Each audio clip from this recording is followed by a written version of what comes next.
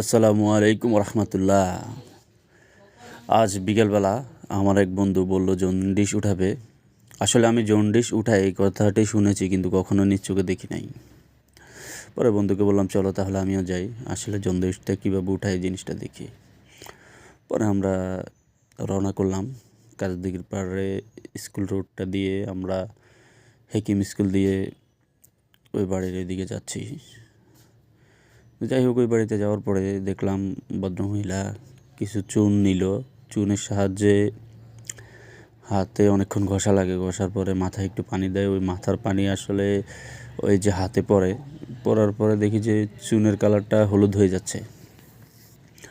তো এ থেকে বোঝা যায় যে না, আসলেই জন্ডিসটা মনে হয় বের হয়, যেহেতু পানিটা হলুদ হচ্ছে।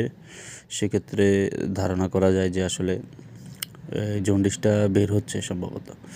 পরে আরেকজনকে দিল সেম একইভাবে, কিন্তু তারটা বেশি হলুদ হয় নাই। পরে আমার কৌতূহল জাগলো যে আসলে আমিও করাই। তো আমি করালাম।